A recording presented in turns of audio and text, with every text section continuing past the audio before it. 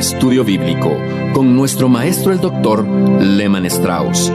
Este estudio es el resultado del tiempo personal con el Señor, el ministerio pastoral y la experiencia en conferencias bíblicas del Dr. Lehman Strauss.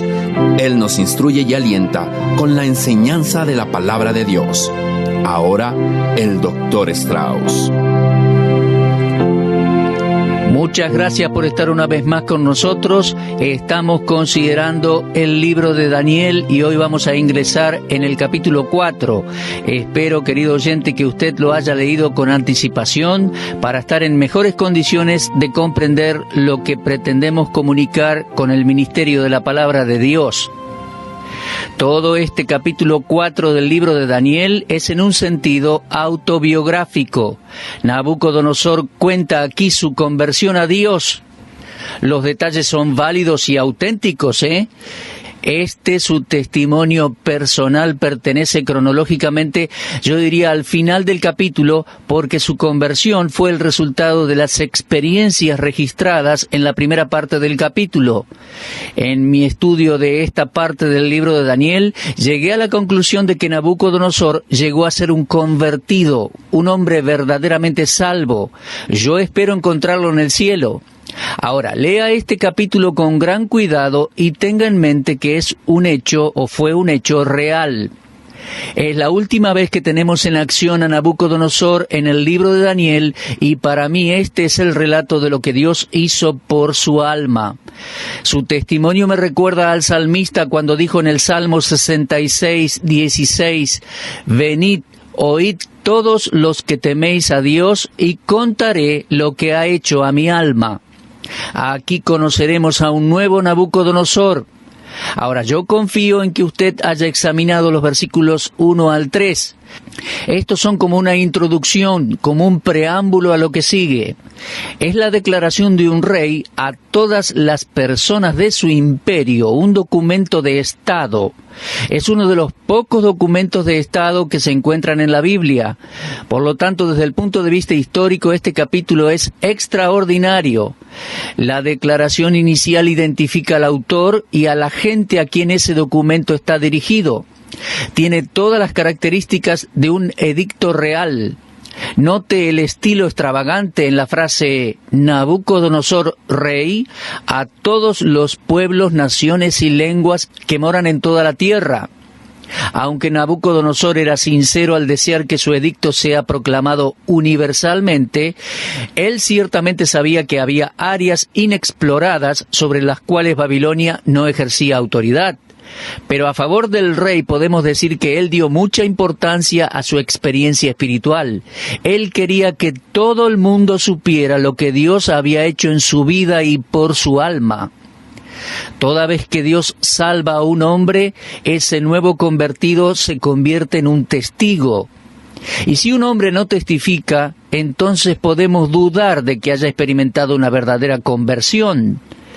Creo que es casi criminal que un hijo de Dios retenga el mensaje de salvación que debe comunicarse a los pobres pecadores perdidos. Para el rey no era un asunto pequeño renunciar a sus dioses paganos y declarar su fe en el verdadero Dios de Israel. Pero lo hizo, y lo hizo con valentía y buen gusto. Comenzó con estas palabras: «Paz os sea multiplicada». Él reconocía que había muchos en su imperio que no estaban en paz con Dios.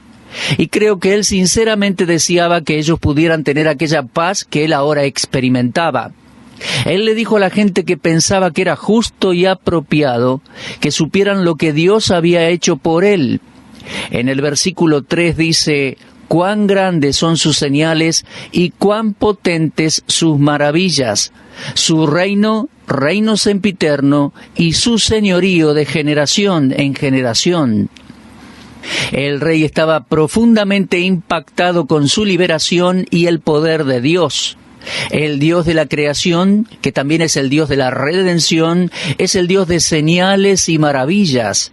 Era algo realmente impactante que en Babilonia, que era el punto de comienzo de la idolatría humana y adoración pagana, surgiera un poderoso testigo para Dios.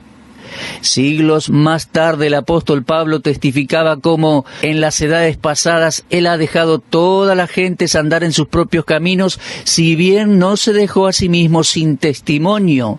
Lo podemos leer en Hechos 14, 16 y 17. Este capítulo 4 del libro de Daniel es el más notable porque el testigo de Dios no era un profeta judío, sino un rey de entre los gentiles que surgió en medio de la idolatría pagana. La historia revelará que de vez en cuando Dios ha levantado un testigo suyo en diferentes lugares y por medio de fuentes insospechadas. A menudo ese testigo ha demandado la atención del mundo. Aun cuando una nación como Israel, que fue depositaria de la palabra de Dios, haya fallado en su testimonio, Dios hará que su testimonio sea conocido. Durante la cautividad de Israel, Dios envió desde el palacio imperial de Babilonia, por medio del decreto del rey Nabucodonosor, un testimonio brillante y glorioso de su soberanía y gracia salvadora. Para aquellos que ya somos salvos, tenemos aquí el desafío de testificar fielmente de aquel que nos salvó. Todos podemos aprender una lección de Nabucodonosor. Él expresó públicamente su gratitud por la salvación que Dios le había dado. Y luego escuchamos al rey contar su salvación a todo el mundo. Ahora bien, avancemos al relato de un sueño que el rey tuvo y que lo conduciría a su conversión. Por favor, tenga su Biblia abierta en el capítulo 4 del libro de Daniel y observe conmigo versículos 4 al 16. Los detalles del edicto real comienzan en ese punto. Todo sucedió después de sus exitosas campañas militares. Aquellas ahora son historia, son pasado, y sin más naciones y tribus para conquistar, Nabucodonosor se relajaba en su palacio en medio del lujo. Puedo imaginarme con qué orgullo y arrogancia él se mostraba ante las naciones más débiles que había conquistado. Y no perdamos de vista el hecho de que este hombre había escuchado la verdad de Dios y que había tenido repetidas oportunidades para volverse a Dios y conocerlo. Su contacto con las cosas de Dios vino desde la cautividad, cuando aquellos jóvenes piadosos judíos fueron llevados a la corte real para ser entrenados en las escuelas babilónicas. Ciertamente que debe haberse impresionado con el testimonio de Daniel y sus amigos cuando rehusaron comer la comida del rey. Y así ellos llegaron a ser inteligentes, brillantes y físicamente adecuados. Ciertamente Nabucodonosor vio a Dios obrar en Daniel cuando aquel joven hebreo interpretó el sueño allá en capítulo 2 y predijo el curso completo de la historia de las potencias gentiles. Ciertamente, como vimos en el capítulo 3, Nabucodonosor observó una demostración del poder de Dios en la preservación milagrosa de los 3 jóvenes hebreos en el horno de fuego. Todo esto junto debe haber ido impresionando al rey, y vino de él un reconocimiento verbal al Dios de Israel. Pero con todo lo que él había visto y oído, su corazón todavía no había cambiado. Él era un creyente profesante, podemos decir, y posiblemente era como aquellos que asisten hoy a nuestras iglesias y que escuchan la palabra de Dios, pero no quieren doblegar su voluntad orgullosa y caprichosa a Dios. Llegaba el tiempo en que Daniel iba a observar el fruto de su labor. A pesar de todo el poder que le otorgaban sus posesiones, el rey era un hombre pobre de espíritu. Tengo la idea que él era como los laodicenses de nuestros días, quienes dicen allí en Apocalipsis 3:17, «Soy rico, me he enriquecido y de nada tengo necesidad». Pero mientras el rey estaba en su cama, rodeado de su riqueza, tomó conciencia de su miseria y su pobreza. Repentinamente tuvo un sueño, y los detalles del cual lo dejaron atemorizado y alarmado. Despertando del sueño, él no podía sacar de su mente lo que había visto. Antes del sueño, él dijo que estaba descansando, pero podemos ver que era un descanso engañoso, una seguridad falsa. Y Dios le envió la visión para sacudirlo de su seguridad falsa. El rey estaba tan temeroso que dictó un decreto convocando a todos los maestros, magos y astrólogos para que se presentasen ante él de inmediato. Saben, esta vez no se olvidó del sueño, sino que les dijo lo que había visto y les pidió que lo interpretaran. ¿Había él olvidado los hechos del capítulo 2? Estos hombres sabios de Babilonia no habían sido capaces de interpretar el sueño anterior. ¿Por qué el rey pasó por alto a Daniel y llamó a los mismos hombres que le habían fallado la ocasión anterior? Esto es típico del hombre no regenerado, que busca ayuda en las personas equivocadas. Esos hombres que no habían tenido poder para conocer su primer sueño, tampoco podrían interpretar este nuevo sueño. Qué apropiada es esa historia para aplicarla a nuestro tiempo. Los hombres tienen problemas y en su temor, ¿qué hacen? Corren a un psicólogo, a un abogado, a un político, pero no van a la palabra de Dios o a un verdadero siervo de Dios que pueda conducirlos a la palabra. Bueno, la naturaleza humana permanece sin cambiar. Ahora bien, el rey continúa con su testimonio en el versículo 8 y dice: hasta que entró delante de mí Daniel. Yo me pregunto por qué Daniel no vino con los hombres sabios de Babilonia cuando el rey dictó su decreto. Voy a tratar de contestar esta pregunta. No puedo ser dogmático, pero recordemos que Daniel había sido nombrado jefe de todos los hombres sabios de Babilonia luego que interpretara el sueño en el capítulo 2, versículo 48.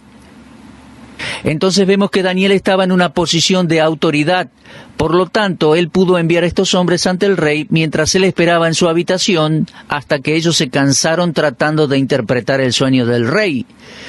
Por supuesto que Daniel sabía que ellos fallarían y su llegada fue programada cuidadosamente. Al menos habían pasado 25 años desde aquel evento en capítulo 2. Daniel conocía bien sus fraudes y charlatanerías. Por lo tanto, esperó el momento justo para presentarse. Y me gustan mucho las palabras del versículo 7. No pudieron mostrar su interpretación. Al fin, Nabucodonosor iba a aprender respecto de la insensatez de buscar sabiduría en los emisarios de Satanás.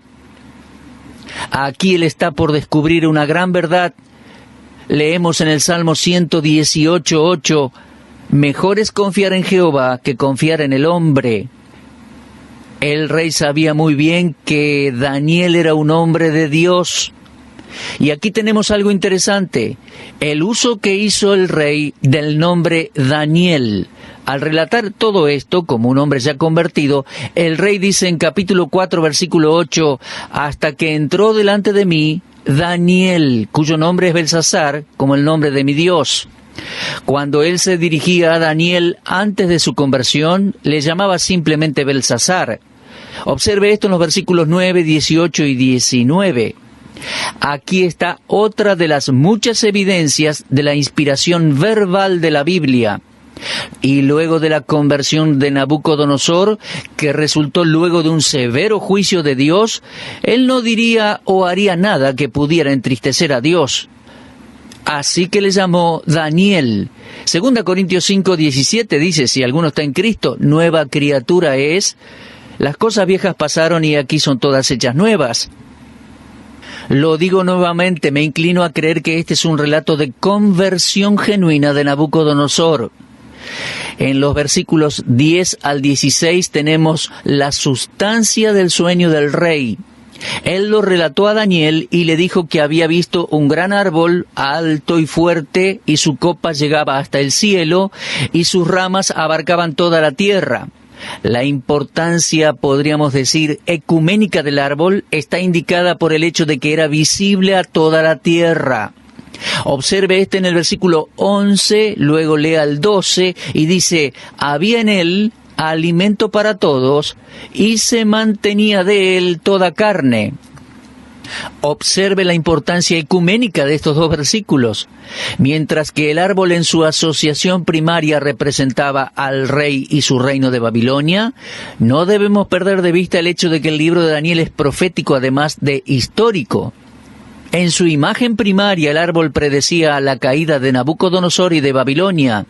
Pero en su anticipación profética, el árbol describe el alcance ecuménico del espíritu de Babilonia y el poder gentil en los últimos días y su caída final.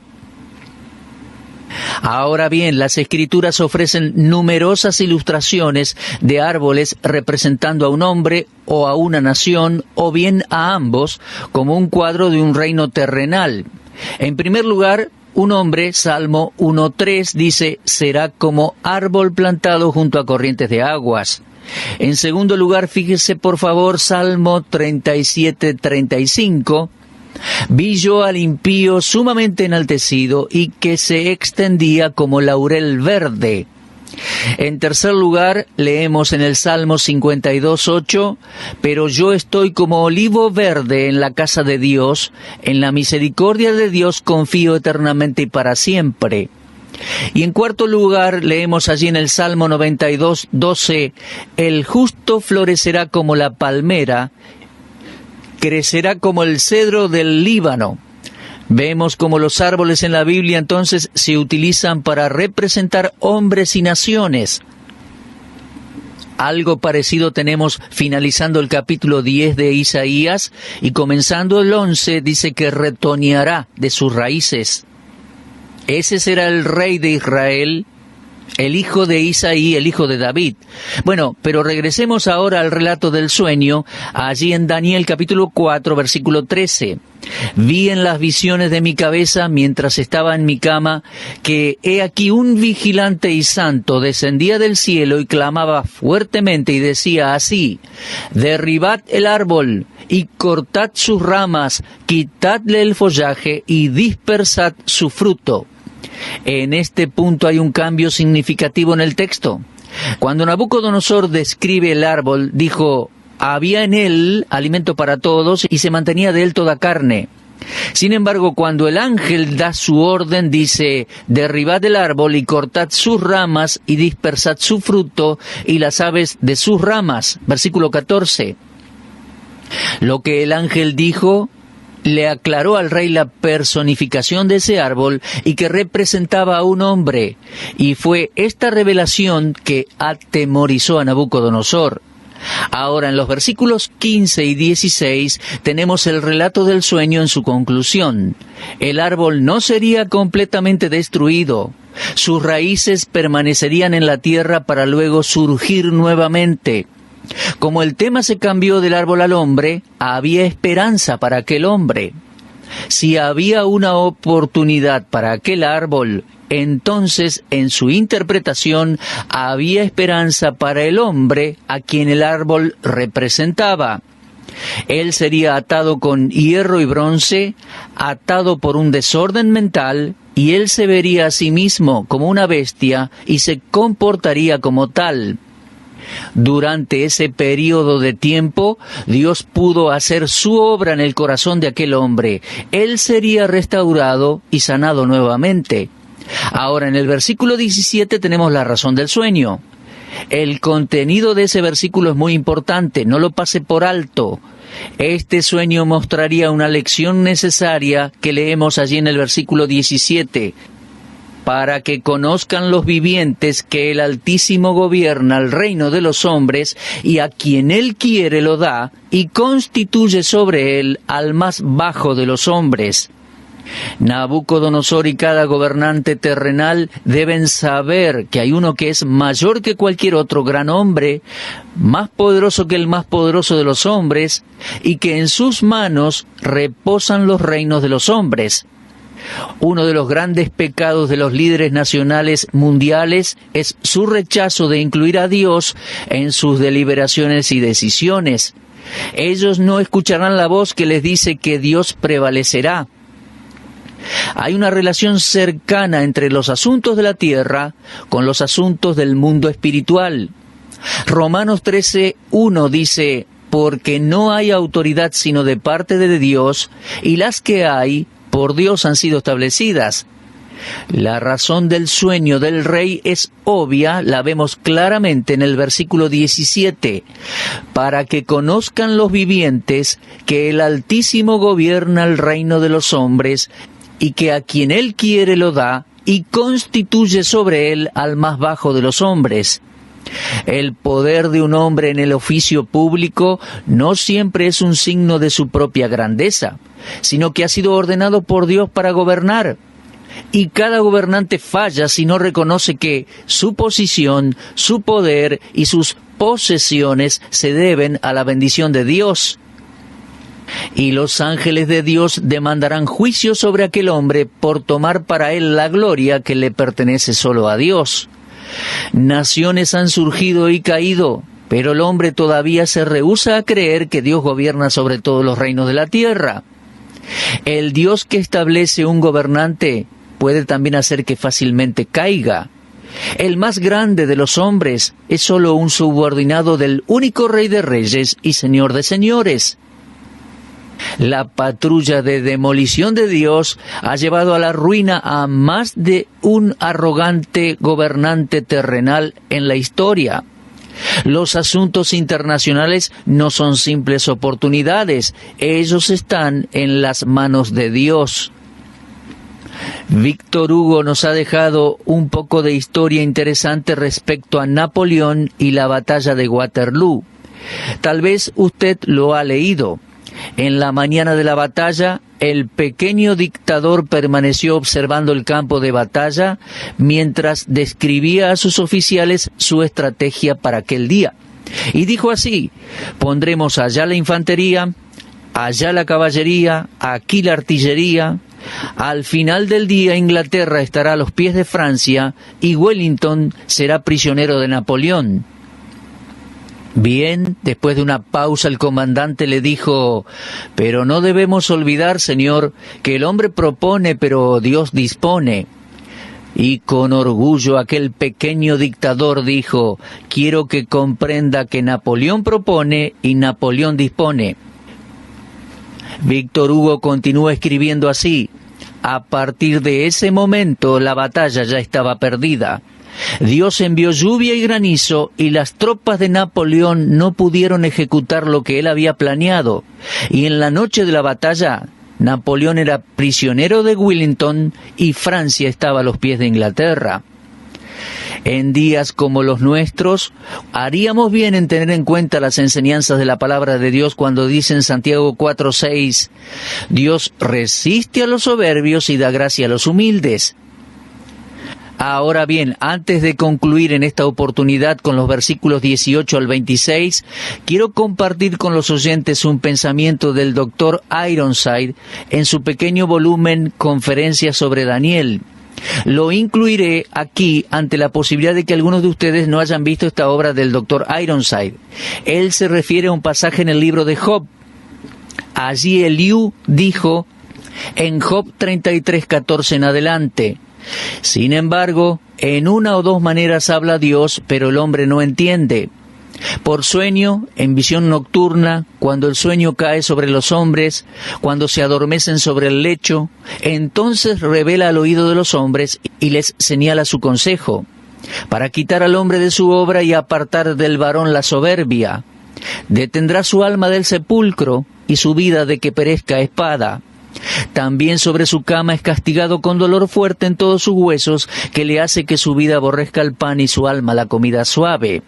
Su carne desfallece, de manera que no se ve, sus huesos, que antes no se veían, aparecen, su alma se acerca al sepulcro y su vida a los que causan la muerte. Si tuviese cerca de él algún elocuente mediador muy escogido, que anuncie al hombre su deber, que le diga que Dios tuvo de él misericordia, que lo libró de descender al sepulcro, que halló redención, su carne será más tierna que la del niño, volverá a los días de su juventud, orará a Dios y éste le amará, y verá su faz con júbilo, y restaurará al hombre su justicia. Él mira sobre los hombres, y al que dijere: pequé y pervertí lo recto y no me ha aprovechado, Dios redimirá su alma para que no pase al sepulcro, y su vida se verá en luz. He aquí todas estas cosas hace Dios 2 y 3 veces con el hombre, para apartar su alma del sepulcro y para iluminarlo con la luz de los vivientes. Mis queridos oyentes, he citado este pasaje del libro de Job por la notable similitud que tiene con los acontecimientos que le sucedieron a Nabucodonosor en Daniel capítulo 4. Dios habló una vez a Nabucodonosor en el sueño de la gran imagen, capítulo 2, pero el rey rechazó el mensaje y continuó en su orgullo y rebelión de corazón. Luego habló nuevamente y este hombre no lo percibió. Y luego del sueño de la gran imagen y de la experiencia del horno ardiente, y finalmente este segundo sueño en el cual Nabucodonosor ve este gran árbol, Dios envió su intérprete, Daniel, un hombre escogido, para seguir hablando a su vida. Y fue allí, después de toda esta experiencia, al final del capítulo, como vamos a ver en el próximo programa, que Nabucodonosor se convierte al Dios vivo y verdadero, se humilla ante su presencia y recibe su beneficio. Y que de su experiencia, mi querido oyente, ¿ha doblegado su rodilla ante el Dios eterno y todopoderoso? ¿Se ha humillado ante Él confesando su pecado? Él quiere redimirlo, rescatarle y darle una vida de gloria, paz, perdón y bendición. No se demore en venir a Dios, no permanezca en obstinación, alejado de Él. Humíllese ante Él, reconozca su pecado, dígale: Dios, quiero que tú me salves, quiero que Cristo sea mi Salvador, pagó por mis pecados en la cruz. Quiero una nueva vida. Pequé y no me ha aprovechado. Quiero que tú redimas mi alma y me des vida para siempre. Hace muchos años yo pasé por esa experiencia. Como Nabucodonosor hace siglos, conocí al Dios vivo y verdadero, mi Creador, mi Salvador para siempre. Espero que usted, mi amigo, en humildad, reciba a Jesucristo como Salvador, le dé lugar en su vida al Dios que quiere hacer grandes cosas en su beneficio. Usted estuvo escuchando Hora de Estudio Bíblico con el maestro el doctor Lehman Strauss. Si desea escuchar una vez más este mensaje, visite nuestra página en la internet www.bbnradio.org. Le dejamos la invitación para que el día de mañana nos acompañe aquí, en este mismo horario y punto del dial. Hora de Estudio Bíblico es una producción de BBN.